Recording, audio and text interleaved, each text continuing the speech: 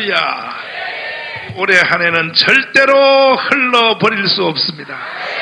꼭 붙잡아야 합니다. 올해 한 해는 나의 해입니다. 나의 해. 누구 해라고요? 그렇지. 각자가 다 주인공이 되어야 됩니다. 옆 사람 다 손잡고 해봐요. 주인공이 됩시다. 꼭 주인공이 되어야 됩니다. 아멘.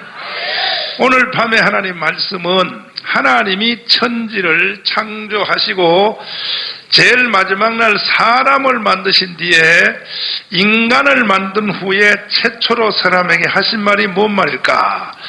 사람에게 하신 말씀이 뭔 말일까? 보기에 참 예뻤더라. 이건 제일 나중에 한 말이고, 하나님이 사람에게 만든 첫 번째 한 말이 뭐냐 하면 생육하라입니다. 생육하라.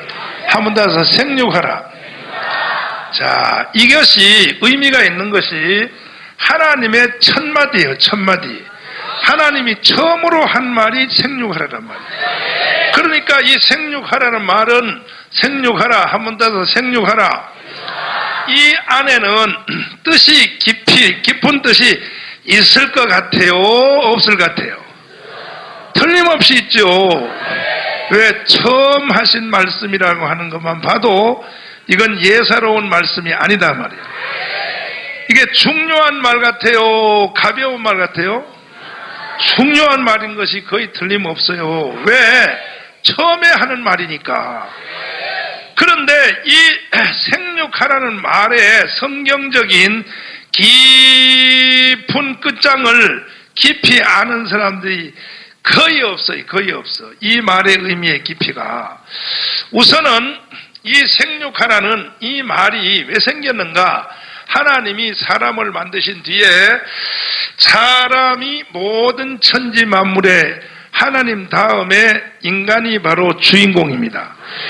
창조의 주인, 창조의 중심이 사람입니다. 그래서 사람을 제일 나중에 만든 거예요. 모든 걸 다 만들어 놓고 아담과 하와가 필요한 모든 걸 하나님이 꽉 채워놓고 하나도 신경 쓸 일이 없도록 아담이 그냥 아담과 하와가 눈을 딱 뜨면 모든 것들이 다 예비되도록 하나님이 첫째 날, 둘째, 셋째, 넷째, 다섯째까지 모든 걸 하나님이 준비를 다 시켜놓고 마지막으로 만든 것이 사람이랍니다.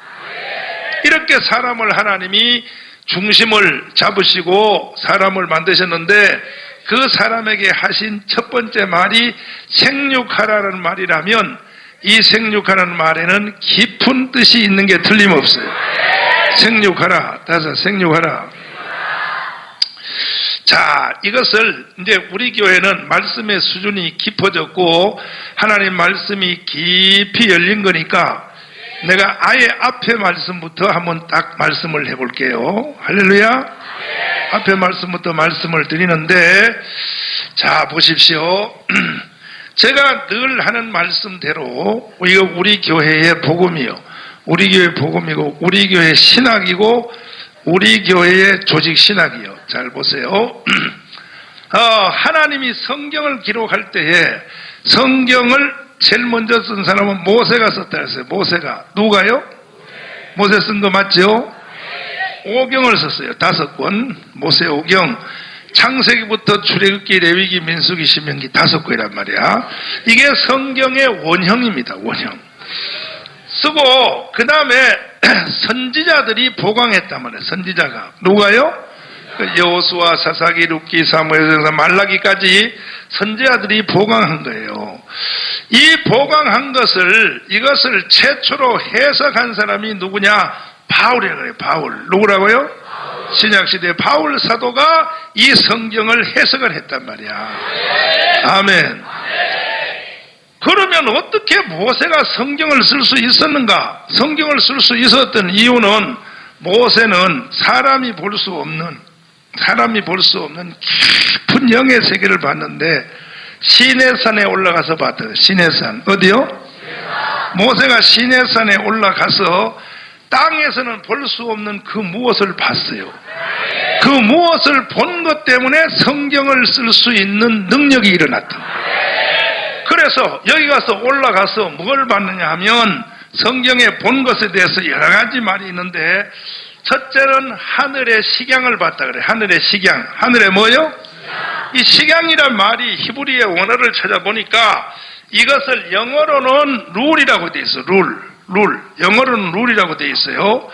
다시 말해서 법이란 말이야. 또 다른 데를 보면 뭐랬냐? 설계도, 그 다음에 또 룰, 법, 제도, 이런 것을 총체적으로 다 이렇게 합해보면 히브리서에서는 이걸 뭘 봤다 하면 하늘의 모형을 봤다 그래. 하늘의 모형. 하늘의 뭐요? 하늘의 모형을 봤단 말이야. 하늘의 포메이션을 본 거야. 아멘. 그래서 이 하늘의 모형을 본 것을 가지고 땅으로 끌어내려서 지은 것이 뭐냐? 이것이 성막을 지은 거예요. 성막. 뭘 짓다고요? 성막은 모세가 자기 마음대로 지은 게 아니야. 하늘의 것의 모형을 보고 그 본 설계도를 땅으로 끌어내려서 지은 것이 성막이라 그래요. 글로서 쓴 것을 성경이라 그래요. 모세오경이란 말이에요. 모세오경은 하늘의 모형을 보고 내려와서 모세오경을 쓴 것이야. 믿습니까? 그래서 이 모세오경은요, 아무에게나 보이지 않아요. 여러분, 창세기, 출애굽기, 레위, 민수기, 신명기를 해석할 사람이 없어요.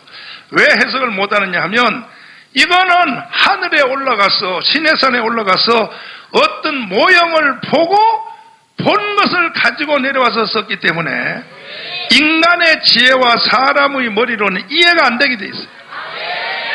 그러니까 이것을 이해할 수 있는 사람은 어떤 사람이냐? 모세처럼 위에 올라가서 하늘의 모형을 본 사람만이 이해가 된단 말이에요. 이걸 누가 봤냐 하면 바울이 본 거야. 바울이 셋째 하늘에 올라가서, 셋째 하늘 어디요? 살아있을 때 사도 바울은 죽기 전에 사람으로 있을 때 셋째 하늘로 올라간 거야. 셋째 하늘에 올라가서 모세가 본 똑같은 하늘의 모형을 이 바울이 그대로 보게 된 거야. 그러니까 사도 바울이 성경을 해석한 것이 이 땅에서 해석한 게 아니라 하늘나라에 가서, 천국에 가서 모세가 셋째 하늘에 올라가서 하늘의 모형을 딱 보는 즉시 모세 입에서 감탄사가 저절로 나온 거야. 하하, 그래서 모세가 창세기, 출애굽기, 레위, 민수기를 이렇게 성경을 썼구나. 따라서 아하, 이게 한눈에 이해가 되는 거야. 하하, 모세가 이걸 보고 성경을 썼구나. 그래서 모세의 마음과 바울의 마음이 다 하나의 마음으로 이심전심이 된 거예요. 그래서 아하, 하늘에서 본 이 모형을 바로 이 창세기에 이렇게 써놨구나. 하늘에서 이 모양을 바로 이렇게 써놨구나. 그러니까 하늘에서 보니까, 모세가 본 그 하늘의 모형을 보니까 이 모세오경 땅에 기록되어 있는 성경이 그대로 다 보이기 싫어. 믿습니까? 그러면 여러분과 저는요, 모세가 시내산에 올라가서 보고 기록한 이 성경을 우리가 알 수가 없어요. 우리가 알 수가 없어. 모세가 거기 가서 본 것을 성경에다 써놓은 것이 모세오경인데 읽어봐도 몰라요. 읽어봐도. 우리는 모른단 말이야. 응? 바울이 셋째 하늘에 올라가서 모세가 본 것을 보고 내려와서, 땅에서 내려와서 바울 서신 13권을 썼어. 13권. 몇 권이요?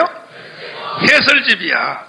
창세기, 출애굽기, 레위, 민수기, 신명기에 해설집을 썼단 말이야. 아멘. 썼는데 바울이 해설집을 써놔도 우리는 몰라요. 바울 서신 로마서, 고린도서, 고린도후서, 갈라디아, 에베소, 빌립보서 다 읽어봐도 이게 도대체 우리 눈에는 안 보이게 돼 있어요. 왜 안 보이느냐? 이 사람들이 하늘나라에 가서 올라본 것이 사람의 지혜로 본 것이 아니고 성령의 신령한 능력으로 본 거예요. 그러니까 여러분과 저도 마찬가지예요. 우리가 시내산에 안 올라가고 우리가 셋째 하늘에 죽어서 가는 셋째 하늘, 거기를 안 가보고도 이 땅에서 성경이 보이려면 우리도 성령의 신령한 계시의 정신을 받아요. 성령의 도움 없이는 모세오경이나 사도 바울 서신이 절대 보이지 않는다 이 말이에요. 근데 이제 여기서 이제 창세기 내가 생육하라는 말씀이 들어가기 전에 이 말씀 들어가기 전에 이 말을 하는 이유는 모세와 바울이 시내산에 올라가서 본 것이 뭘 봤느냐? 거기에 올라가서 본 것이 뭐냐면 그리스도를 봤어. 그리스도. 뭐라고요? 그러면 성막 전체도 다 그리스도로 짜진 거야. 그리스도로 다 설계도가 그려져 있는 거야.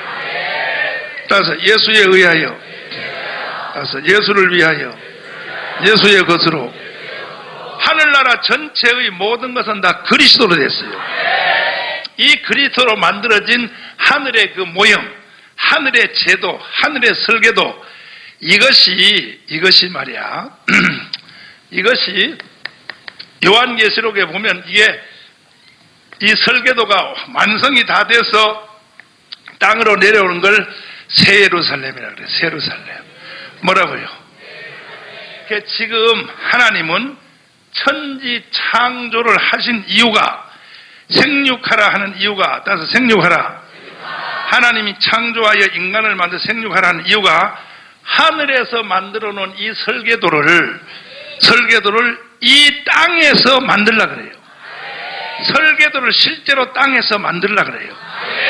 그래서 이 하늘의 모형이 그리스도인데 이것이 하늘로 땅으로 내려오는 모습을 요한계시록의 21장에 보면 어떻게 되어 있냐? 하늘에서 새 예루살렘이 내려오는데 그 모양이 구약의 12지파, 무슨 지파요?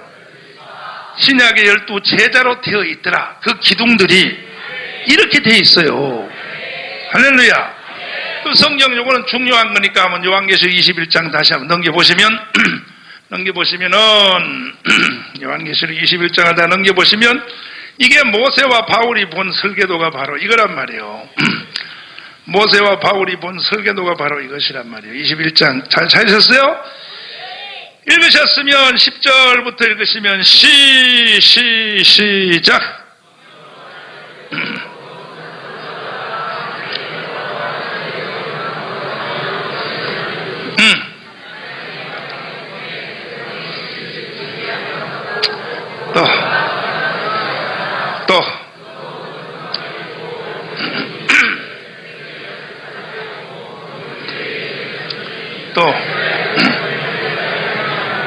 또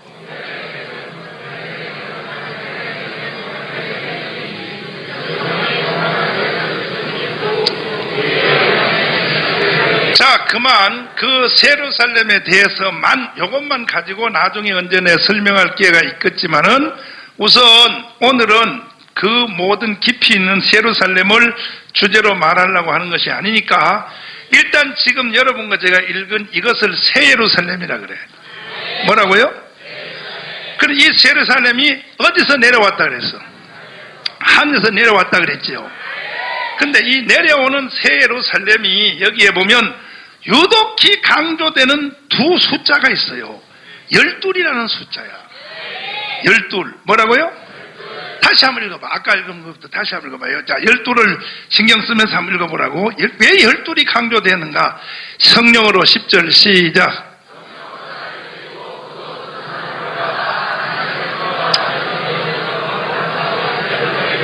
또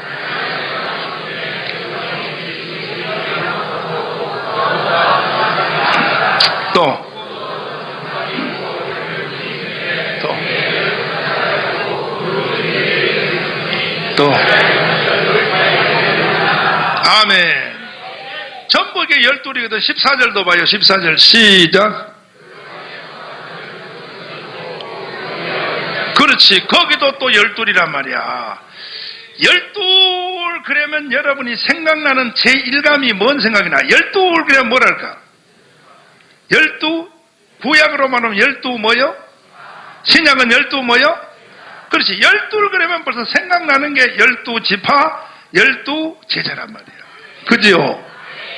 근데 여기에서 잘 알아야 될 것은 이 12이라고 하는 이것으로 그려진 하늘의 예루살렘, 하늘의 모형이 이것이 잘 들어봐요. 이것이 지금부터 중요해. 정신을 바짝 차려 들어야 돼. 이것이 이 세상을 창조하기 전에 이 열둘이라고 하는 예루살렘이 하늘에서 먼저 만들어졌을까? 아니면 이 세상이 만들어진 뒤에 하늘나라에서 만들어진 것일까? 이 차이야. 이 차이인데 어느 쪽인지 하나는 손들어야 돼. 하나는 둘 중에 하늘에서 열둘로 되어 있는 이 그림표가 이것이 천지 창조가 이루어지기 전에 하늘에서 먼저 이것이 되어졌을 것이다. 손 들어봐요. 하늘에서 먼저 이 설계가 먼저 그릴 것이다. 손 내리시고. 아니다. 순서가 이 땅의 천지 창조가 이루어진 뒤에 이 세상의 역사가 진행되면서 하늘의 것이 땅의 걸 보고 만들어졌을 것이다. 손 들어봐요. 지금 손 든 사람은 틀린 거예요. 이것이요, 잘 들어야 돼요. 이게 조직신학적으로도 이게 이렇게 되어 있어요. 특별히 칼빈주의는 더 그래요. 하나님의 주권이요, 예정과 섭리예요. 이 하늘나라에서 그림이 먼저 그려진 거예요. 그 설계도가 먼저 태어나고 난 뒤에 이 세상에 하나님이 창조행을 시작합니다. 그렇다면은 지금 오늘 우리가 제목으로 건 한 번 더 생육하라. 생육하라고 하는 이 선언이 제1어감, 제1의미는 어디 있느냐? 하늘나라의 이 설계도를 땅에서 만드는 하나님의 대선언의 시작인 거예요. 생육하라 하는 이 말 때문에 12지파가 생겨난 거예요. 생육하라는 말로부터 12지파가 땅에 생겨나서 이 12지파는 하늘에 있는 12를 채우기 위한 하나님이 이 땅에다가 만든 것이란 말이에요. 무엇을 통하여? 생육을 통하여. 믿습니까? 그래가지고 이 생육하라가 따라서 생육하라고 하는 이것이 아담으로부터 시작하여 쭉 계보가 시작이 되는 거야. 아담, 셋, 에노스 해가지고 쭉 해서 나중에 예수 그리스도가 이 땅에 태어난 것까지 쫙 생육하라는 이 말 때문에 생겨난 것이 뭐냐 하면 족보란 말이에요. 족보.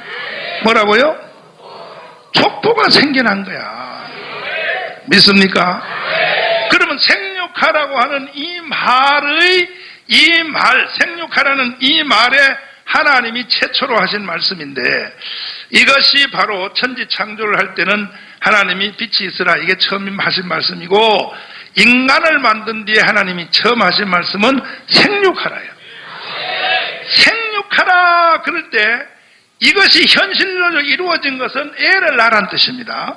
아담과 하와가 결혼하여 애를 낳고 가인과 아벨을 낳고 가인과 아벨이 또 낳고 이 말이 생육하라는 겁니다. 그런데 하나님은 인간을 향하여 애를 낳아라 생육하라 그럴 때 하나님의 생각은 어디가 있냐? 하늘의 설계도를 채우는 데가 있는 거예요.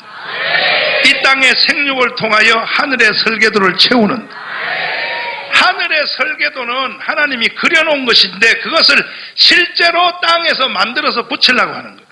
이게 생육하라는 선언이다 이 말이야. 이해되시면 아멘. 그러니까 생육하는 것이 뭐냐? 하늘나라에 집을 짓는 거예요. 생육하는 것이 하나님의 설계도를 이루어가는 것이에요.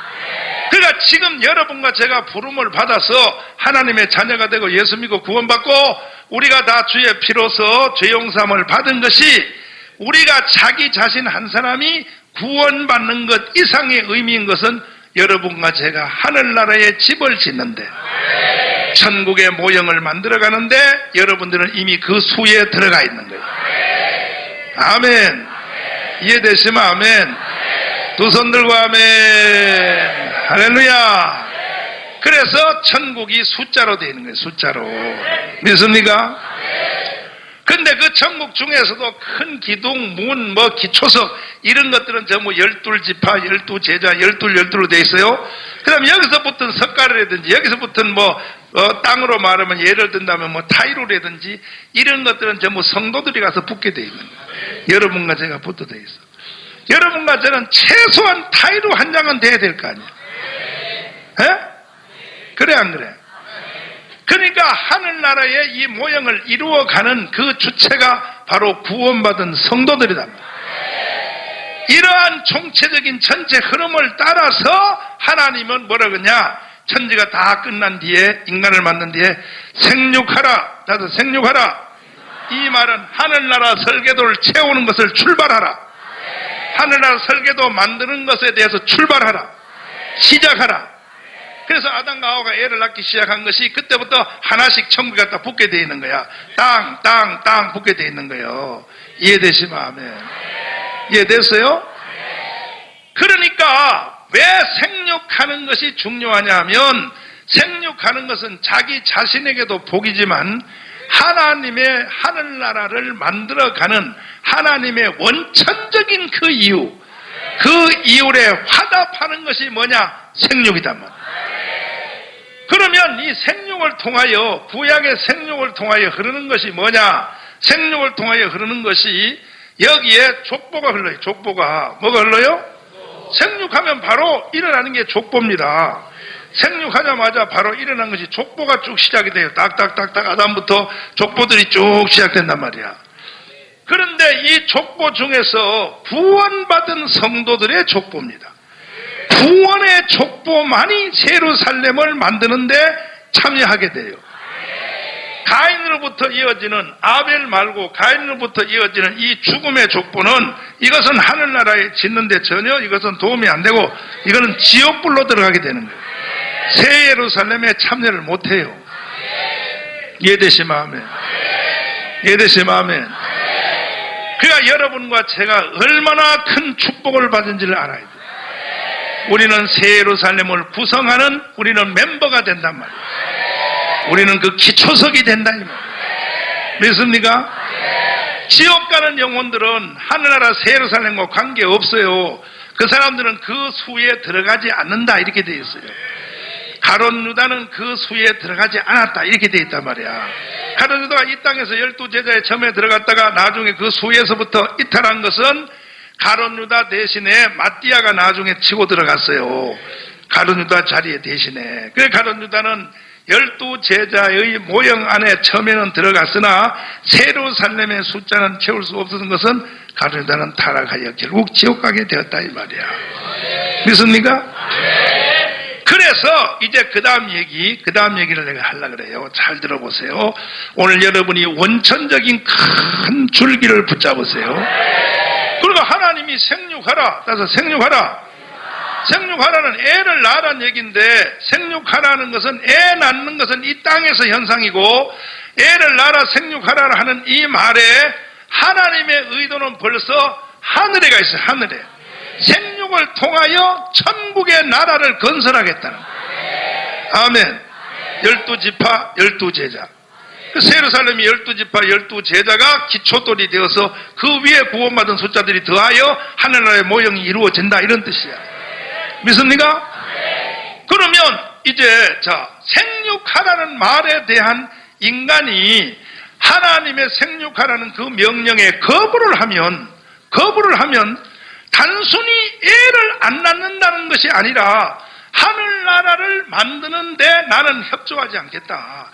나는 하늘나라를 만드는 데서 나는 거기에 참여하지 않겠다는 뜻이란 말이야. 그러니까요, 전도 안 하고 복음을 전하지 않는 것은요, 이거는 이 세상에 제일 큰 무서운 죄라는 걸 알아야 돼요.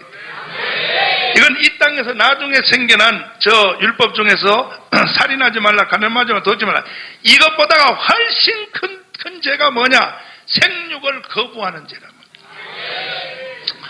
그래서 창세기 35장에 나와 있는 말씀대로 유다가 애를 낳아서 나중에 다마리가 에리가 나중에 에리가 형이 죽었는데 형수 방에 들어가서 형수 속에 후손을 낳게 하라. 그런데 에리가 자기 것이 되지 않을 줄 알고 자기 형수하고 둘이 저녁에 잠자리 하다가 결정적 순간에 설정을 밖에다가 씨를 바깥에 형수 배에다 안 떠들이고 바깥에다 설정했다 그러잖아. 이를 여호와께서 심히 악하게 여겨 얘를 죽였다 그러잖아. 왜? 그리스도의 계보를 잇는 이 바로 여기를 거부했기 때문에. 우리가 성경을 이렇게 볼 때에 그게 큰 죄라고 하나님이 그걸 죽일까? 하나님 왜 그걸 죽일까? 하나님이 처음 만든 한 인간에게 처음으로 하신 말씀을 거부하는 행위로 본단 말이야. 이것이 신약 시대까지 마찬가지다 이 말이야. 우리가 복음의 계보를 잇기를 거부하면 우리는 다 구약 성경의 엘처럼 이와 같이 무시무시한 죄를 짓는 것이다. 반대로 우리가 복음의 계보를 잇는 데다 중심에 딱 서면은 하나님이요 적은 죄 진 건 다 용서해 줘 버려. 아멘. 그래서 옳은 길로 돌아오게 한 자는 허다한 허물을 덮는다고 그렇게 되어 있는 거예요. 믿습니까? 요한복음 15장에도 열매 맺는 가지는 더 맺게 하기 위해 날마다 주님이 깨끗하게 한다 그랬어요.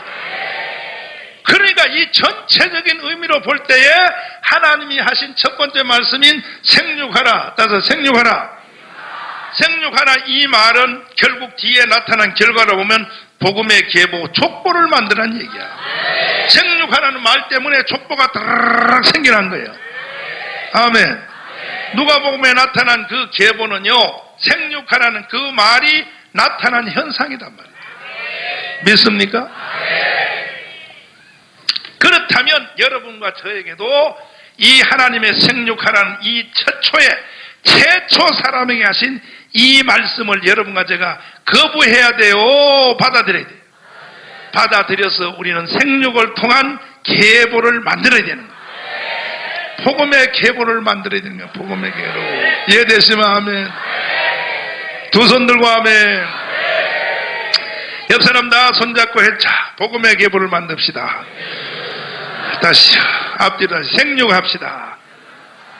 생육하라는 것은 남자 여자가 붙어서 애 낳아라. 이건 구약시대 말씀이고, 신약시대의 말씀은 이 생육하라는 이 말씀이 이것이 계속 성경을 타고 그러잖아요. 창세기 1장 26절에 처음에 생육하라는 말이 나오지요. 요 말이 다음에 어디로 가요? 노아에게 또 나왔죠. 노아의 창세기 9장에 노아가 방주 속에 들어갔다 나오니까 생육하라, 번성하라, 충만하라 또 나오지요. 요것에 대한 변태된 말씀이 오늘 낮에 읽은 아브라함에게 창세기 12장이 요 생육하라, 번성하라, 요게 아담에게 나타났죠. 그 다음에 누구에게? 노아에게 나타났죠. 세 번째 나타난 사람이 아브라함이에요. 그래서 아브라함에게 나타나서 내 자손이 하늘의 별처럼 땅의 모로처럼 내 후손이 창대하리라.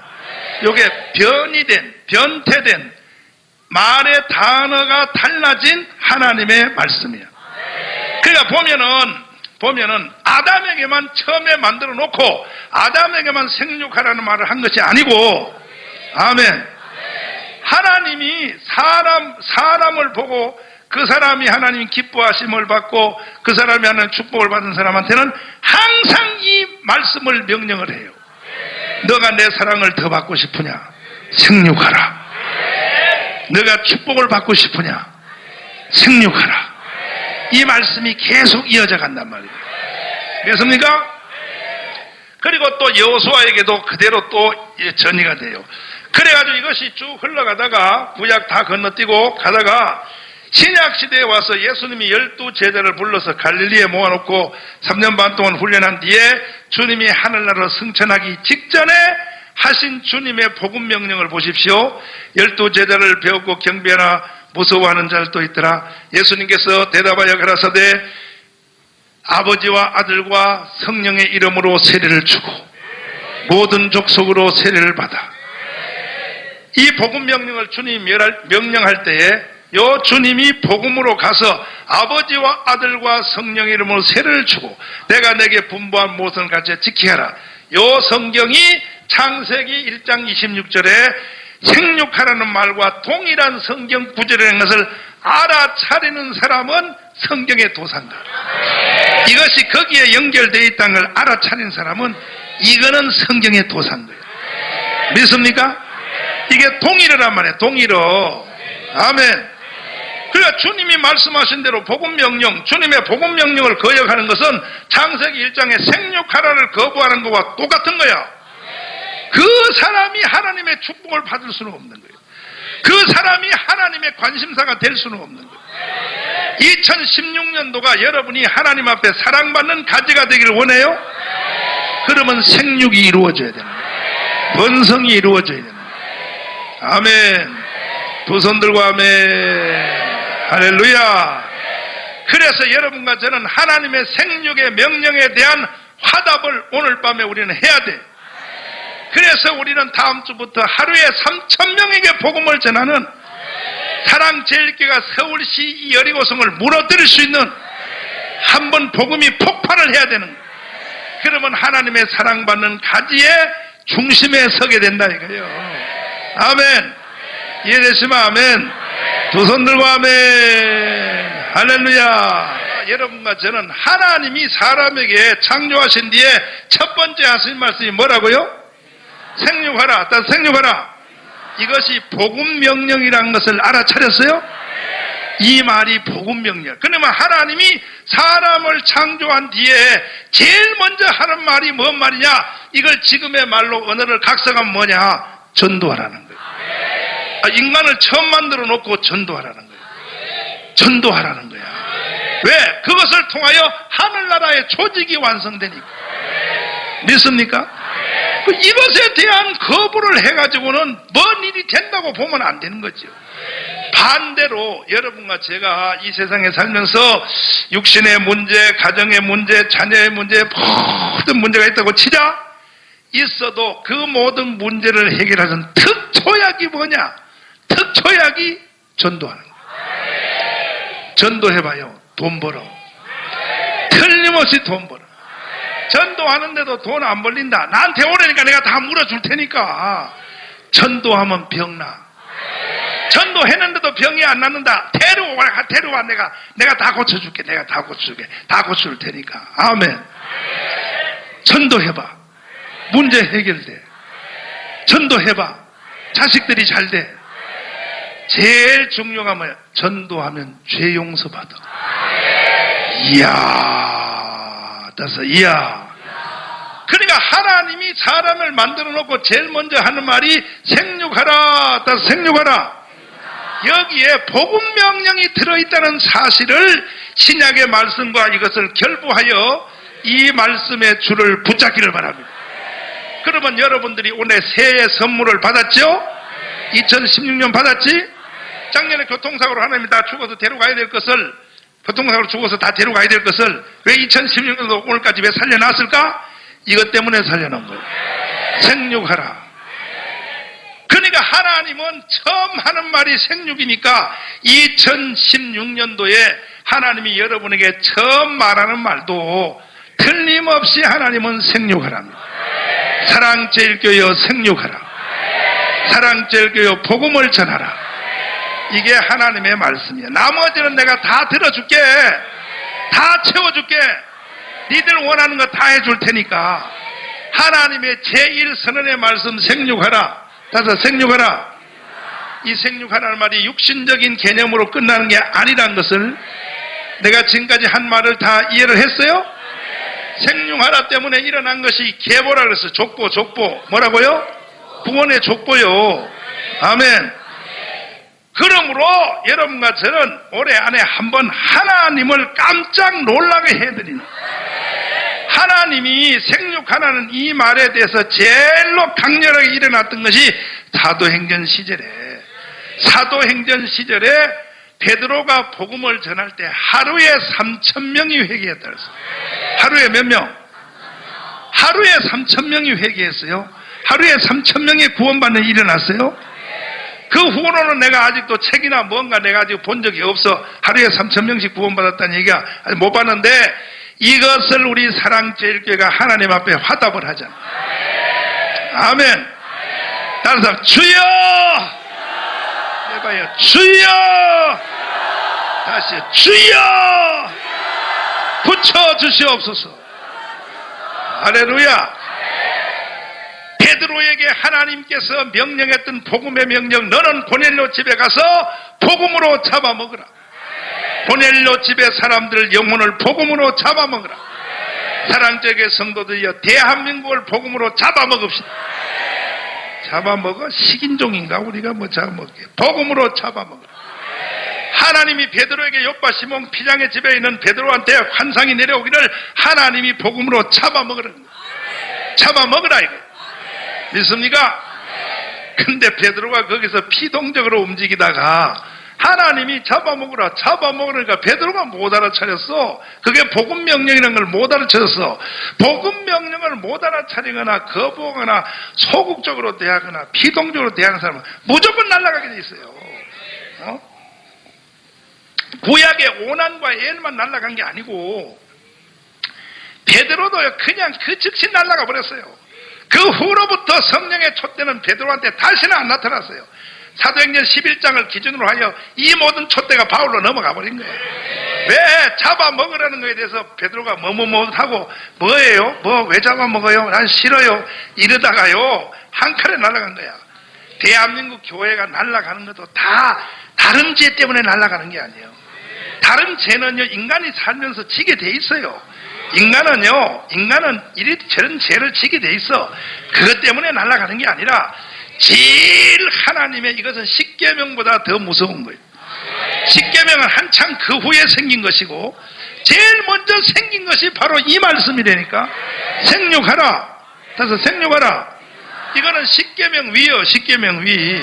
십계명보다 앞에 선 이거는 선언이란 말이에요. 이것을 거부하거나 이것에 대하여 주저거리는 사람은 날아가게 돼 있어요. 날아가게. 아멘. 이해되시면 아멘. 깨달아졌으면 아멘. 이 말씀을 우리는 잘 깨달았어. 여러분과 저는 오늘 밤에 새로운 각오를 가졌어. 됐습니까? 복음 명령을 거역하는 사람은 이거는 무조건 하나님 앞에 날아가게 돼 있어요. 반대로 복음 명령을 기뻐하여 받아들이는 사람은 만사 형통하게 돼 있어요. 모든 것이 형통하게 돼 있어요. 그 창세기 38장 다시 한번 우리가 눈으로 확인 한번 해보고 48장이요. 창세기 38장이요. 창세기 38장을 한번 넘겨보시면 왜 도대체 이런 일이 있을까? 이게 도저히 인간 상식으로는 있을 수 없는 얘기거든. 이게 어떻게 이런 일이 다 있냐 말이야. 창세기 38장 다 차있으면 아멘.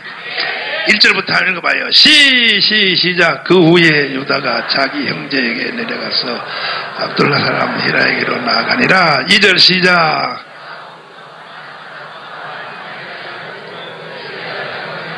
또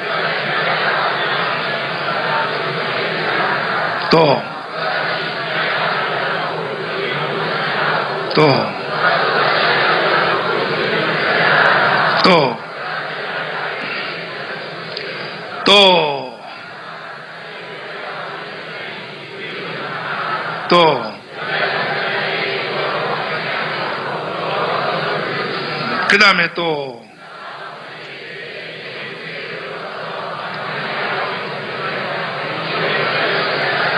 형을 위하여 씨가 있게 하라. 따라서 씨가 있게 하라. 9절 시작.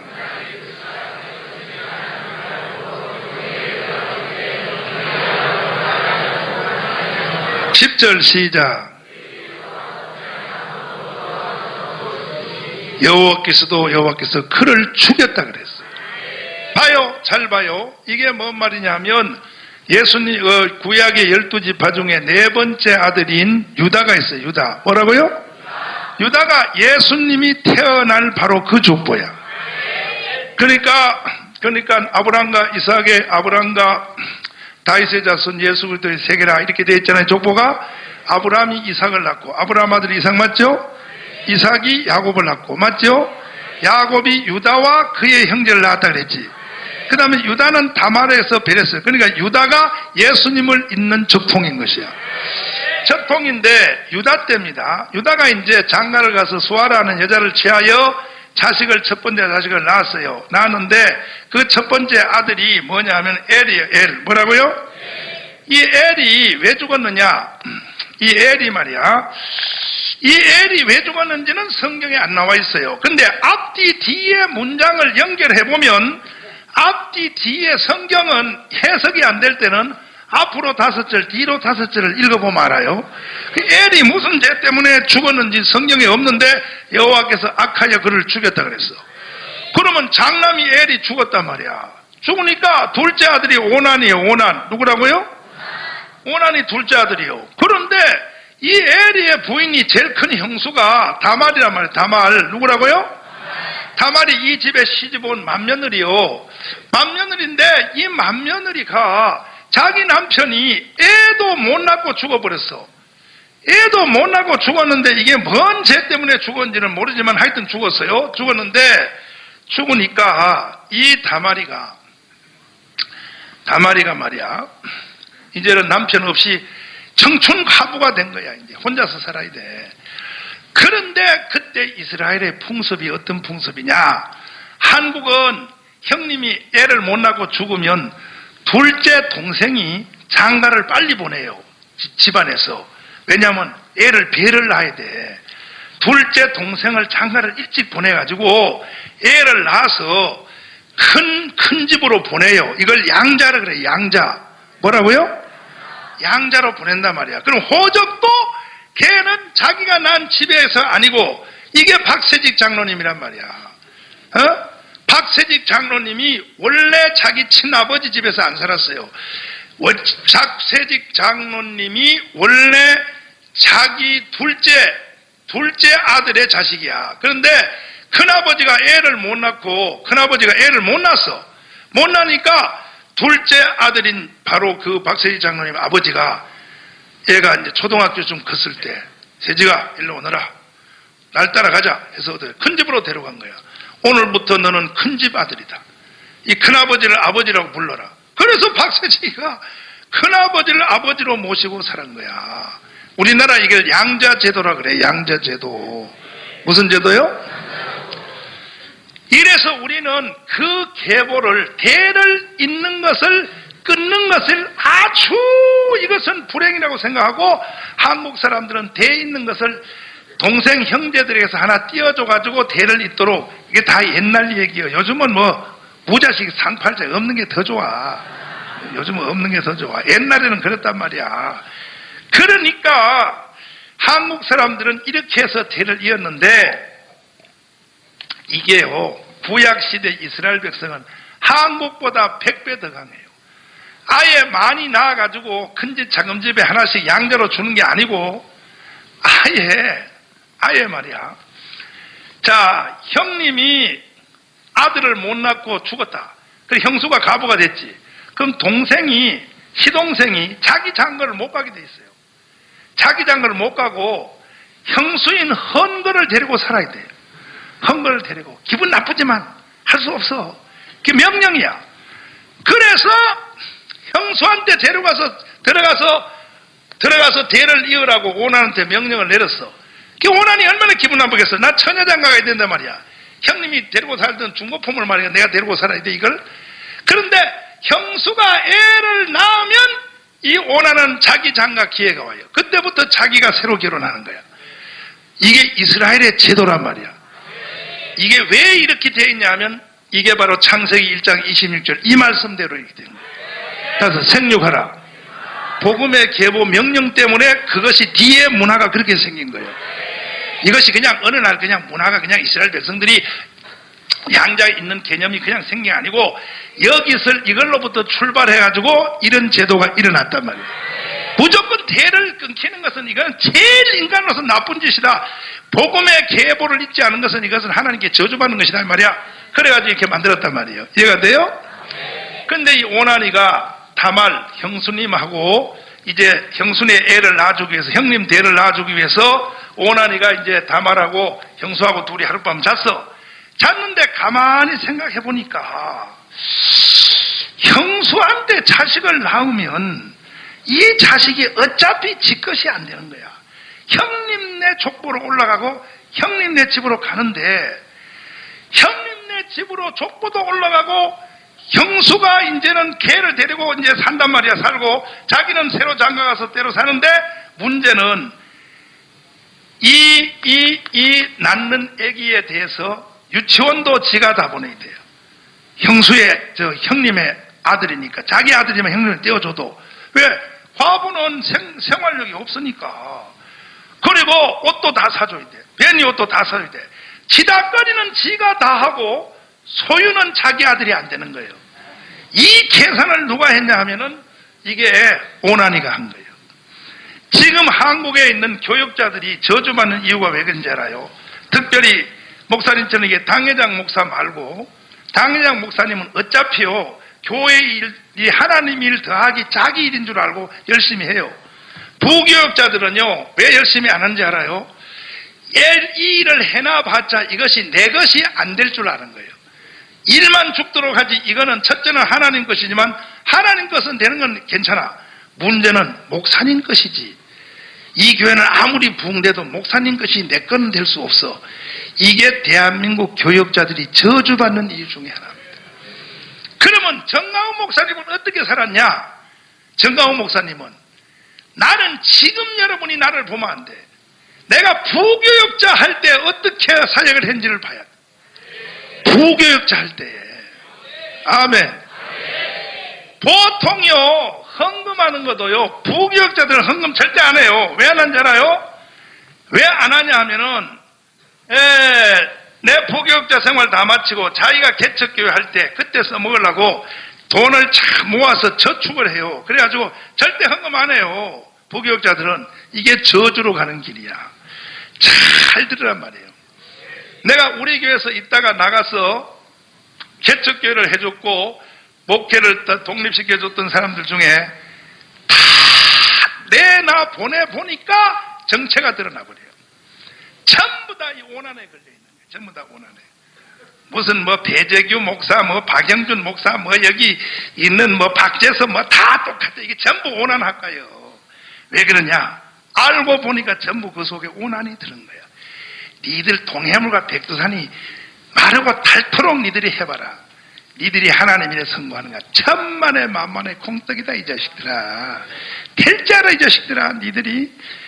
그러면 정강훈 목사, 니들의 아버지인 정강훈 목사가 지금 사랑제일교회 말고 내가 전도사 생활, 부교육 생활을 어떻게 했는지를 한번 살펴봐야 돼. 어떻게 했는가? 첫째, 헌금하는데 교육전사가 1등 했어. 교육전사 내가 장로님들을 다 제끼고 건축헌금 1등 했어요. 왜? 사모님이 피아노를 잘 쳐가지고. 돈 벌어놓으면 내가 뺏어가지고 다 갖다 바쳐버려. 다 갖다 바쳐버려. 아멘. 그랬더니요, 재정부장 민장로라고 있었는데 이 민장로가 하루 나를 부르더니, 정강훈 전도사님, 내 교육전사요. 그때 중고등부 담당 교육전사요. 좀 봅시다. 그때 그 교회는요, 장로님들의 권위가 대단합니다. 장로님하고 교육전사하고는 이거는요, 교육전사는 이건 소모품이에요, 소모품. 그래서 따라갔더니, 정신이 있어요, 없어요? 이렇게 말하는 거예요. 그럼 무슨 말씀이에요? 그랬더니, 전도사님이 이렇게 헌금을 퍼붓는다고 해서 전도사님 이 교회 나갈 때 개척교회 자금 안 줍니다. 우리 교회는. 정신 똑바로 차리세요. 잘 모아놨다가 실적 졸업하거든. 개척교회 할 자금 잘 마련했더니 아저씨 한 번 교회 헌금했다가 다시 찾아가는 건 불가능합니다. 이렇게 나한테 소리를 치는 거예요. 장로 이 개자식이. 그래서 내가 싹 웃으면서, 장로님 잘 못 보셨네요, 사람을. 지금까지 지나간 모든 전도사들이 그렇게 했는가 보죠. 저는 이 교회에서 내가 나중에 단독 목회로 나갈 때 단 100원도 안 줘도 괜찮아요. 나는 그런 거 생각 필요 없어. 현재 내가 복음에 대하여 주님과 나와의 관계야. 내가 헌금한다고 해서 이 교회에서 나갈 때 나한테 돈 줄 생각하지 않아. 내가 말을 그때 선언을 해서 그런지 진짜로 나중에 그 교회 나와서 내 개척교회 할 때요, 100만 원도 안 줬어. 100만 원도 안 줬어. 50만 원도 안 줬어. 50만 원도. 1원도 안 줬어. 1원도. 1원도 안 줬어요. 1원도 안 줬어. 그래가지고 건축헌금을 하는데, 이 건축헌금이 할 때 제일 마지막 헌금이 제일 힘듭니다. 처음에 계약금 걸고 중도금 걸 때까지는 성도들이 신발 안에서 막 해요. 어느 교회든지 마찬가지요. 교회를 짓다 보면 마지막에 딱 가버리면 전부 성도들 주머니는 다 털었어. 보험도 다 깼어. 저축 통장도 다 깼어. 이제는 속된 말로 짤 거 다 짰어. 아무것도 없어. 이때 허덕허덕해서 교회 짓다 부도나는 교회 많아요. 그때가 온 거야. 그때 내가 그 교회 교육전사를 가게 된 거야. 이해가 돼요? 육신적으로 생각할 때 더럽게 재수 없이 왔다 그럼 내가 교회 다 해결한 뒤에 와야지 말이야. 내가 왜 해필 요때 말이야 교육전사로 와가지고 말이야 이 재수 더럽게 없게. 그런데 성령이 충만한 정강훈 전사는 그럴 수 없는 거예요. 아멘. 내가 집사람한테 피아노 팔어. 근데 저 사람이 울었어. 저 사람이 처녀 때부터 피아노 쳤던 그 자기 손때가 묻은 길이든 그 피아노 말이야. 진짜로 하나님 다음에 아끼고 있었던 자기의 그 우상 같은 그 피아노를 말이야. 이것을 사랑제일교회 답심리 내가 개척교회 할 때 그때 판 게 아니요. 그때 판 게 아니라 서울역에 있는 성화교회 전도사 할 때 그때 그 피아노를 팔았어요. 아멘. 울었어요. 저 사람이 울었어. 엉엉 울었어요. 이거는 돈이 나중에 생겨도 이 피아노 같은 회사, 같은 거 영창 피아노가 아무리 사도 안 된다는 거야. 나한테 길들여지는 게 따로 있다는 거야. 다시는 못 산다고 울었어. 그래도 팔아야 되냐고. 필요 없어. 어차피 복음을 위하여 나는 생명을 건 사람이야. 당신도 나한테 시집 올 때는 어차피 끝난 거야. 팔아가지고 시작해서 건축금 던져버렸어. 아멘.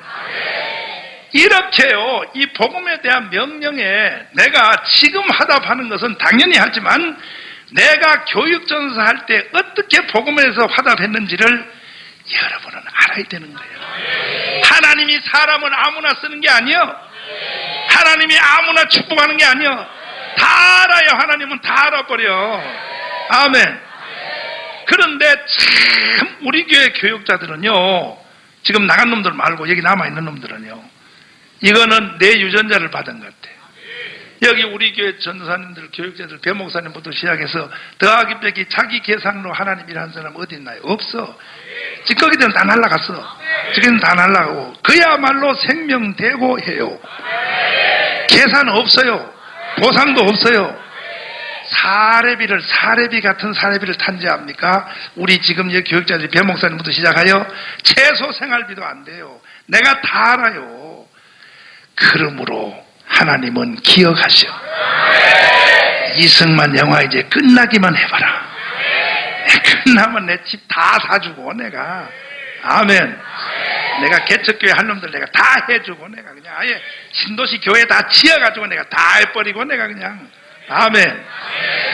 잘 됐대. 이거는 목회자들도 그런 것과 동시에 성도들은 더해요. 그 여러분과 저는 순교의 정신으로 복음에 대하여 화답해야 돼. 믿습니까? 두 손 들고 아멘. 할렐루야. 김성미 전사 이번에 임명하는 김성미 전사 있잖아요. 김성미 어디 갔어? 김성미 어디 갔냐? 손 들어봐라. 김성미 제가 2년 동안 내 밥하고 또 1년 전에 또 그 앞에서 또 몇 년 밥하고 해서 고생 많았는데 내가 여전사로 해. 그러니까 징징 올라 그래. 죽을래 너 나한테. 올라 그래. 너 한 달에 얼마 받아? 그러니까 한 달에 자기는 250, 300만 받는데 월급이. 그 전도사하면 돈 150만 원이야. 그런데 자 봐라. 어느 것이 하나님 앞에 마지막 인생, 너희도 나이까지 벌써 먹었어. 니도 중학교 딸딸할 때 우리 교회 처음 와가지고 말이야 시집가고 장가가고 해가지고 벌써 니도 벌써 이마에 주름살이 생기려고 그래 벌써. 그러면 앞으로 10년 지나면 지나가는 개도 안 쳐다봐. 10년 지나면 지나가는 개도 안 쳐다봐. 이제는 인생을 승부를 걸어야 할 때가 왔는데 돈을 벌어서 주님께 던지든지 아니면 그것이 안 되면 그냥 먹고 살려고 돈 벌면 안 되는 거예요. 복음을 위하여 돈을 버는 거야. 하나님의 이 명령에 화답하기 위하여. 안 그러면 너는 하나님의 일선, 하나님의 사역자로. 그런데 내가 나이가 60대에서 내가 사역을 40년 하면서 앞뒤 좌우를 쭉 살펴봐도 나도 보고 주위도 보고 사람들 다 봐도 그래도 한 번밖에 살 수 없는 인생에서는 어차피 인생은 이 땅에 살면서 고생이에요. 고생 안 하는 게 아무것도 없어. 다 고생이에요. 이건 태어날 때부터 울면서 태어나기 때문에 다 고생이란 말이에요. 그런데 어차피 그럴 바에는 정말로 가장 고생스러운 것이 뭐냐? 목회하는 거예요. 목회하는 게 제일 힘든 거예요. 이건 인간으로 할 수 없는 일이에요. 너 여기서 승부해. 그래가지고 억지로 제전사 됐거든? 됐는데 내가 왜 이 말을 하느냐 하면은 저는 앞뒤 꼭지 삼천리요. 훤하게 다 알아버려요. 영의 세계와 성경 구조에 대해서 훤하게 다 알아버려요. 훤하게. 그러므로 여러분도 오늘 이 시간에 하나님 앞에 복음에 대하여 생명의 결단을 내리라. 여기에서 화답해. 화답. 따서 화답하라. 따서 생육하라. 번성하라. 충만하라. 이걸 한번 이 시대에 구현을 하자 이거야. 믿습니까? 그래가지고 오난 이놈은요, 이 하나님의 바로 복음 명령을 정면으로 거부한 거야. 자기 형수에게 아기를 낳기를 거부한 이유는 성경에 이렇게 써 있어 내 것이 되지 아니할 줄 알고. 이 말은 신약적인 용어로 사람이 두 마음을 품고는 주님을 따를 수 없어요. 두 마음은 가지고 안 되는 거야. 아니 용원한도 가만 생각해보니까 애 낳아봤자 이거는 형수의 애고 형님의 애지, 이건 내한테 족보도 안 올라가고 이건 내 거 아니단 말이야. 그래서 이것이 내 것이 아니 될 줄 알고 애 낳기를 거부했다 이렇게 돼 있어요. 그날 저녁에 오난이가 죽어버렸어요. 여호와께서 그냥 즉사해버렸어요. 그럼 이와 같은 오난에 일어난 이런 재앙이 창세기 38장 그때 오난 한 번뿐인가? 아니고 신약 시대 때는 이건 복음의 명령을 거부한 자에게 일어나는 하나님의 저주란 말이에요. 수도 없는 성도들이 오난 합가에 줄을 서가지고 하나님 앞에 일생 얻어 터지고 하나님 앞에 고난을 당하고 하나님의 심판 당하는 인생 끝나면 안 되고, 반대로 자 이제 다말을 한번 보자고. 다말. 아멘.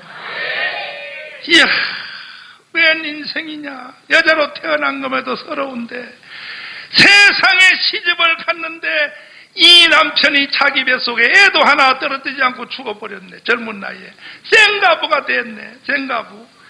그러니까 시아버지가 유다가 부르더니 오나나 형수한테 둘이 들어가서 하룻밤 자서 애를 낳게 하라. 그런데 오나니가 자기 방에 들어오는 걸 보니까 꼭 표정이 똥 씹은 표정이에요. 똥 씹은 표정. 뭐라고요? 입으로 궁성하면서 아이 씨발 내 태주 더럽겠어. 내가 오늘 밤에 형수하고 자라고 씨발 아이 나 조금 나는 내 장가도 못 가고 처녀 장가 가려고 했는데 아이 저 개 같은 년 도망이 나가지. 이 개 같은 년아 왜 집구석 나가지 왜 여기 있어가지고 나까지 고생을 시키려고 그래. 그러니 이 다말은요 그 수모를 다 당하는 거예요. 그 다말은 눈 감고 그냥 이불 속에 가만히 있는 거예요. 그냥 애 하나 낳아주기를 바라고 있는 거예요. 그랬더니 이 오나니가 결국은 결정적 순간에 가서 애 낳기를 거부하고 바깥에 설정하고 튀어나가 버린 거예요. 그때 여자에 당하는 그 심리적 상태를 한번 생각해 보라고. 얼마나 서럽겠어. 애 하나 좀 낳아달라고 아버지가 시아버지가 명령해서 왔는데 세상에 애를 낳기를 거부하고 설정하고 바깥에 도망갔다면 시동생이. 그럴 때 되면 이 다말은요 자살해서 죽어야 돼. 그 다음날 한강에 뛰어내려야 돼. 예? 한많은 인생 100년 인생을 부르면서 가야 돼. 100년 인생 60살에 저 세상에서 날때로 하면서 죽어야 되는 거야. 그냥 죽어야 되는 거야. 아직도 젊다고 못 간다고 일러라. 나는 아직도 애를 낳아야 되기 때문에 못 간다고 일러라. 그래가지고 이 다말이가 정말로 자살하기 직전에 있는데 시아버지가 장례식 2번 하더니 장례식 2번 했어. 큰아들 장례식 했지? 둘째 아들 오남 또 죽었지? 며느리 하나만 남았어. 그때의 셋째 아들 세라가 있는데 이 세라는 그때 유치원을 다녀. 유치원. 뭐라고요? 유치원 다니는 놈을 다 늙은 형수한테 갖다 또 애 낳으라고 붙여주면 이 유치원 다니면 또 심장마비로 죽을 것 같아. 그래가지고 그 마지막 하나 남은 그 아들을 보호하기 위해서 며느리를 명해 친정에 가 있으라 그랬어. 이는 그 아들을 보호하려고. 유다가 겁나는 거야. 왜? 그 여자하고만 자면 죽으니까. 그래가지고 가라. 그래가지고 이 다말이 얼마나 서럽겠어. 시집을 가서 자기 남편 죽지, 시동생도 자기하고 하룻밤 자고서 죽었지. 그 다음에는 세 번째 동생은 주지도 않지, 나이가 어린다고. 그리고 친정집으로 내어 쫓긴 거예요. 얼마나 서럽겠어. 얼마나 서럽겠어. 그런데 이 다말은요 창세기 1장 26절에 대한 생육하라. 다 생육하라. 이 명령에 대하여 적극적이야. 기필코 나는 애를 낳아야 되겠다 이거야. 아멘. 나는 낳고 말리라. 할렐루야. 근데 시동생, 셋째 시동생은 붙여주지도 않으니 애 낳을 수가 없어. 그렇다고 다른 데 시집갈 수도 없고.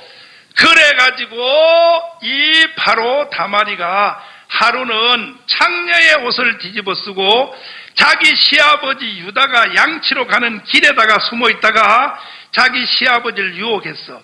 하룻밤 자고 가시지요. 호호 하야 사시요 하요. 창녀의 웃음을 팔면서 유혹을 했어. 그러니까 이 유다가 여기는 창녀집이 없는데 갑자기 생겼나?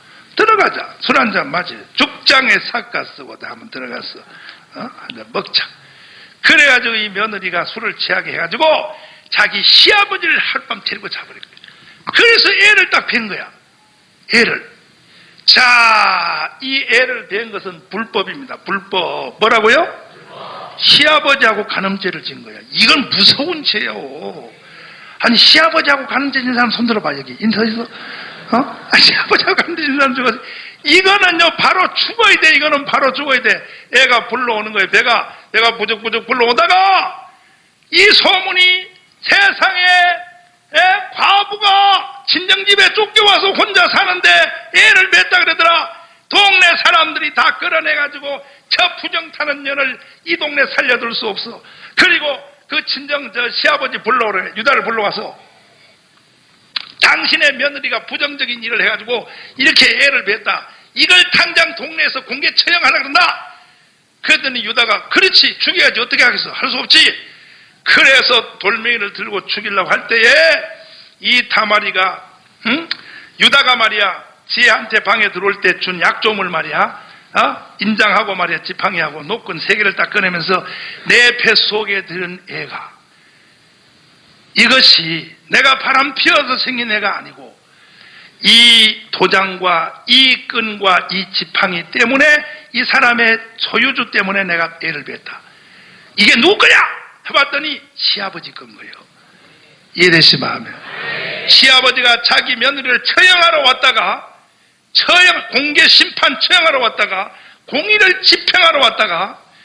공의를 집행하러 왔다가 너는 나보다가 더 지혜로우니라.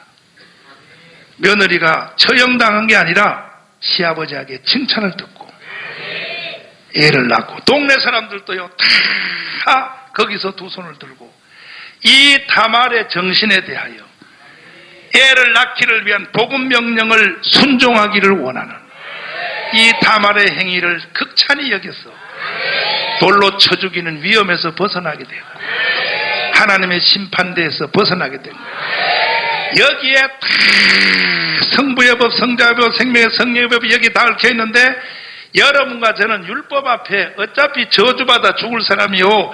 율법을 여러분이 갖다 대면 여러분은 다 율법에 바로 설 수가 없는 거야.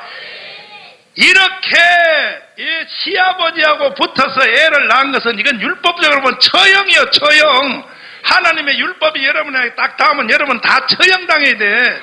심판당해야 돼. 그런 상태에서 하나님의 축복으로 뒤집을 수 있는 길이 뭐냐? 복음의 애를 낳는 길이야. 이야, 아멘. 사랑제일교회 성도들이여 다말의 정신을 가지십시오.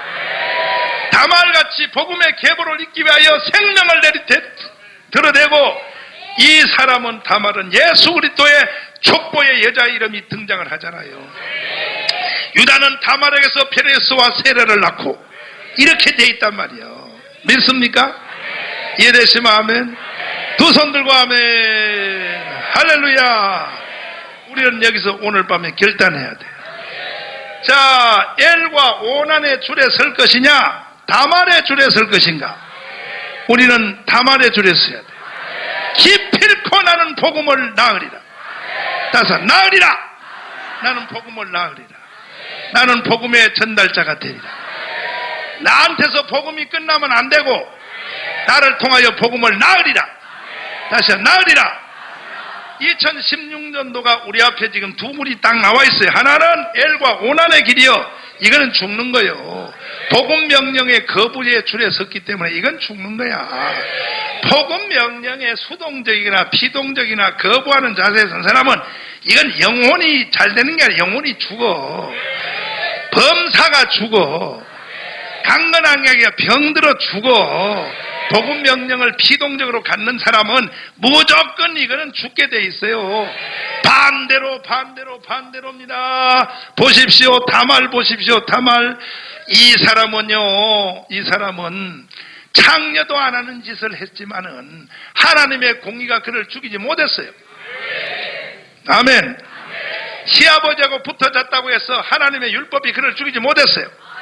왜? 그를 통하여 그리스도의 계보가 나왔기 때문에. 이렇게 그리스도의 계보가 나오는 것이 축복의 근원이에요. 2016년도는 우리 한번 해보자. 서울시 전체를 한번 복음으로 아멘. 따라하면 복음으로 여리고성을 한번 무너뜨려보자. 여리고성의 함성을 한번 질러보자. 아멘. 한번 해보자 이 말. 할렐루야. 자, 이제 통성기도하고 마치는데요. 아직도 기독당에 기독당 원서 안 쓴 사람은 빨리 썼어요. 빨리 써서 기독당 원서 빨리 써서. 그리고 통성기도하다가 나가시다가 전부 구원성전에 한 번씩 들렀다가요. 기독당 오늘 창당 발기인데 거기 사진 찍어야 되니까 다 들렀다가서 서울시 지구당 마쳐야 되니까 통성기도하다가 집으로 바로 가지 말고 구원성전에 한번 가서 앉았다 가라 이 말이에요. 알았죠? 하여튼 대한민국을 복음으로 뒤집어야 돼. 두 손 높이 드시고 주님 역사하여 주시옵소서. 성령으로 콱콱 밀어 주시옵소서. 성령이여 역사하여 주시옵소서. 나는 복음의 전달자가 되겠습니다. 복음의 계보를 이어보겠습니다. 하나님 역사하여 주시옵소서. 주여 삼창하며 기도하겠습니다. 주여 주여 주여